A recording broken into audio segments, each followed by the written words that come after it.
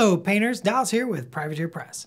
Today, we're going to make our own custom wall template. So let's get started. I've got all my tools laid out to start my project. I've got my P3 clippers, a sculpting tool.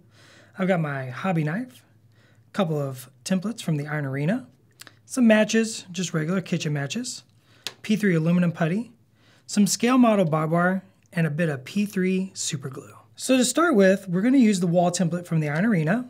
And you can get these by participating in the Iron Arena, or you can use, for this project, you could cut out a little bit of plastic card or, hardboard, whatever you really want. I'm just going to use this because it's nice, easy, and it's the right size.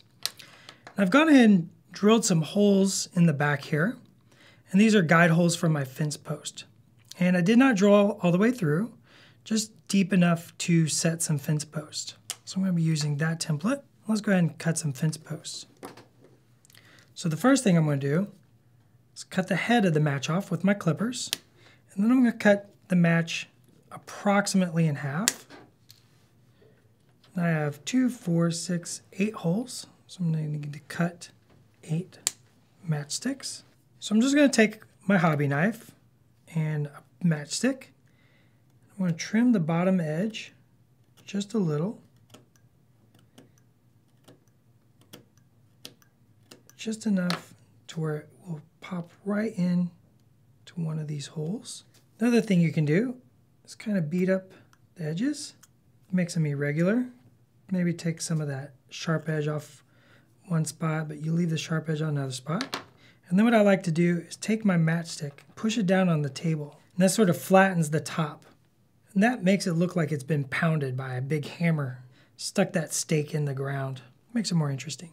Go ahead and do that on all your matchsticks. By varying up your matchsticks, you can get a lot of character on your piece. Maybe this one's a little shorter. It's been hit by something. Maybe cut it at an angle. Maybe it's been hit by a stray bullet and snapped it.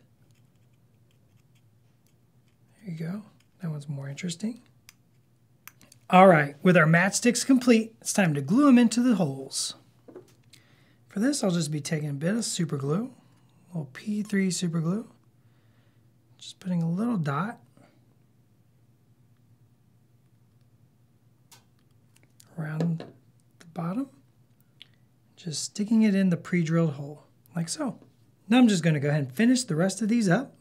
Now that I look at it, I don't like that one. I'm going to pull that one off. It's okay to change your mind. I'm going to skip that middle hole because I'm imagining this one being shot and broke, or maybe something hit it. So I'm going to make it look like it's been destroyed here and something's walked through. And I think I want to use this one. Leave this space open. Maybe put a broken fence there as well. We'll see what happens. Just kind of having fun.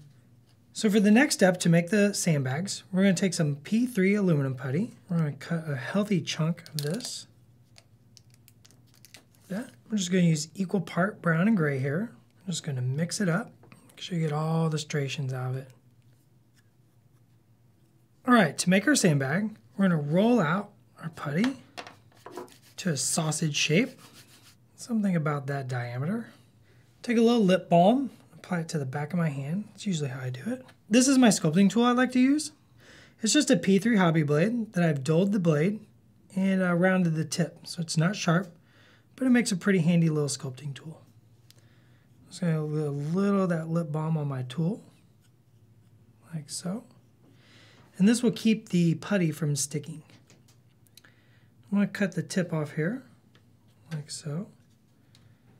And then I'm going to choose my size of my sandbag, about a 1/2 inch, like so. I'm going to give it a little shape. I'm just going to flatten it down, make like a little pillow with my hand. Just flatten those. Just make a little pillow. I'm just going to attach this right where I want it. Pinch it down just to make it stick good. I'm going to take the tip of my tool. I'm going to etch in the stitch seam like so. It gives it that look like it's 2 pieces of cloth sewn together. You could add stitches if you want. And that's just by making some little indents with the tip. Then I'm going to use the back of the hobby knife. I'm just going to gently roll it across the top surface. That gives it that little texture. Another good trick is a cloth band-aid. You put it on your finger and you can rub it down there. All right, let's make another sandbag. You can just stack them on top of one another to get that pile. Just make sure it looks like gravity is affecting them. Make sure they're kind of look like they're sunk in and smushed. Okay, I'm just gonna go ahead and make a few more of these and finish up my sandbag line. With all of our sandbags added to our wall template, we're gonna add a little flavor. So I'm gonna take the sharp hobby knife. This is the actual X-Acto. I'm gonna put a little lip balm on that. I wanna make a bullet hole. So I'm just gonna kind of poke my putty. Just kind of pull it down. Dent it in. Maybe a bullet hole over here.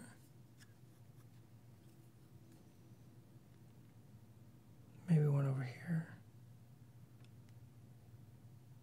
Just a couple little bullet holes to add some story elements.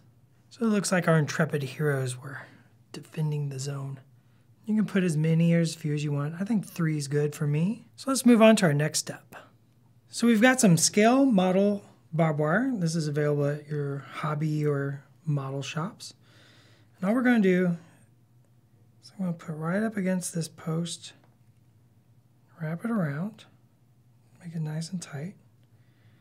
I'm going to draw it over here to this guy, wrap it around nice and tight.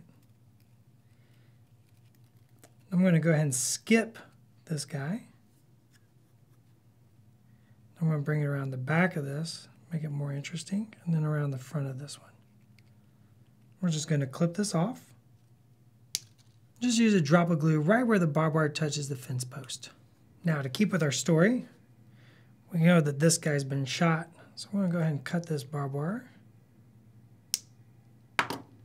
Maybe give it a little twist back, and just kind of shape it where you think looks most interesting. Maybe something broke through. And you could, if you wanted to, take a bit of matchstick, maybe stick it on the base back here. Maybe where the top part of the fence post got broken, kind of landed over here. So that completes the construction of our wall template. After your build is complete, paint your linear obstacle to match your army. As you can see, for mine, I've added some little details like a trencher backpack and a helmet to add to the overall story and to match my personal army. You too can add your own character to something just as simple as a little wall template. No table is complete without some terrain to bring it to life, and we're well on our way with our wall template. Next time, we'll turn the gloss down and go over how to apply a layered dull coat for both protection and metallosity. Thanks for watching. Be sure to subscribe for more videos and check out the links in the description below for more in this series and additional information on the P3 hobby line.